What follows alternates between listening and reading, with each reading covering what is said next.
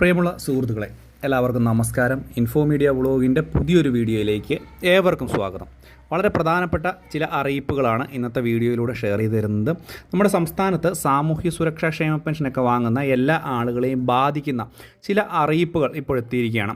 അപ്പോൾ ക്ഷേമ പെൻഷൻ വാങ്ങുന്ന എല്ലാ ആളുകളും ഈ ഒരു വീഡിയോ പൂർണ്ണമായും കാണുക. ചാനൽ ആദ്യമായിട്ട് കാണുന്ന സുഹൃത്തുക്കൾ തീർച്ചയായിട്ടും നമ്മുടെ ചാനൽ ഒന്ന് സബ്സ്ക്രൈബ് ചെയ്ത് വെക്കുക.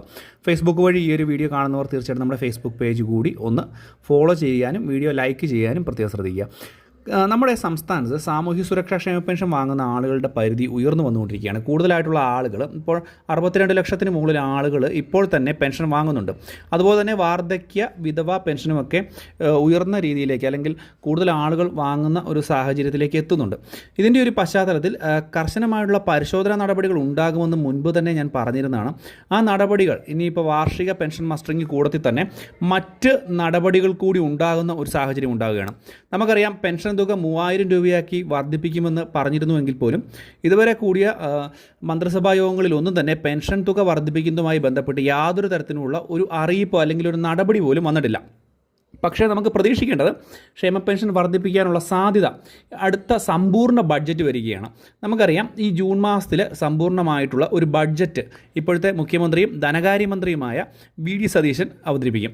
ഈ ഒരു സമയത്ത് ഈ ക്ഷേമ പെൻഷൻ്റെ വർധനവ് ഗണ്യമായ രീതിയിൽ കുറഞ്ഞ പക്ഷം 2 തവണയായിട്ട് വർദ്ധിപ്പിക്കാനായിരിക്കും ആലോചിക്കുക. ഒരു 500 രൂപയുടെ വരെയൊക്കെ വർധനവ് ഉണ്ടാകുമെന്നുള്ളതാണ് ഏറ്റവും പുതിയ ഇപ്പോഴത്തെ വരുന്ന സൂചനകൾ നമുക്ക് ലഭ്യമാകുന്നത്.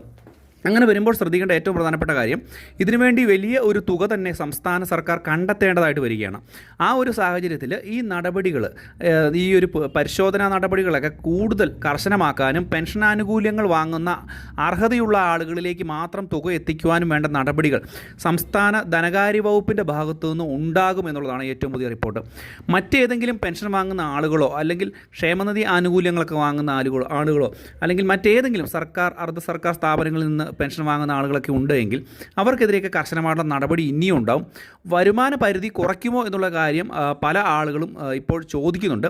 വരുമാന പരിധി ഒരു പക്ഷേ ഈ പെൻഷൻ ആനുകൂല്യങ്ങൾ ലഭിക്കുന്ന ആളുകൾക്ക് കുറച്ചേക്കാം എന്നുള്ള ഒരു സാഹചര്യവും നിലനിൽക്കുകയാണ്. കാരണം കൂടുതലായിട്ടുള്ള തുക കണ്ടെത്തേണ്ട ഒരു സാഹചര്യമാണ്.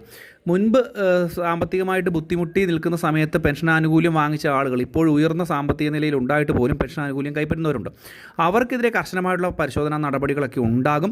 അതുപോലെ തന്നെ മുൻപ് തന്നെ ഇതുമായി ബന്ധപ്പെട്ട് പലതരത്തിലുള്ള നടപടിക്രമങ്ങളൊക്കെ വരികയും ചെയ്തിരുന്നു. എന്തുതന്നെയായാലും ക്ഷേമ പെൻഷൻ വാങ്ങുന്ന ആളുകൾക്ക് ഈ ഒരു ജൂൺ മാസം മുതൽ തന്നെ വളരെ പ്രധാനപ്പെട്ട ചില നടപടികൾ നേരിടേണ്ടി വരും എന്നുള്ള കാര്യത്തിൽ യാതൊരു സംശയം വേണ്ട. പെൻഷൻ തുക വർദ്ധിപ്പിക്കുന്നതുമായി ബന്ധപ്പെട്ടുള്ള നടപടികളും ഉടനെ തന്നെ ഈ ഒരു മാസവുമായി ബന്ധപ്പെട്ട് തന്നെ ഈ ബഡ്ജറ്റിനോടൊക്കെ അനുബന്ധിച്ച് ഉണ്ടാകുമെന്നുള്ള കാര്യത്തിൽ ഏകദേശം ഒരു സൂചന ഇപ്പോൾ ലഭിച്ചിട്ടുമുണ്ട്. എന്തുതന്നെയായാലും വളരെ പ്രാധാന്യം അറിയിക്കുന്ന ഒരു അറിയിപ്പ് തന്നെയാണിത്. കാരണം ക്ഷേമ പെൻഷൻ എന്ന് പറയുന്നത് ഒരു അർഹതാ മാനദണ്ഡം അല്ലെങ്കിൽ ഒരു സാധാരണക്കാരൻ്റെ അവകാശമായിട്ട് തന്നെ പ്രഖ്യാപിക്കുന്ന ഒരു സർക്കാരാണ് ഇപ്പോൾ വന്നിരിക്കുന്നത്. പക്ഷേ അത് കറക്റ്റായിട്ട് വിതരണം ചെയ്യണം എന്നുള്ളൊരു കാര്യം കൂടി ഒന്ന് പ്രത്യേകം ശ്രദ്ധിക്കേണ്ടതാണ്.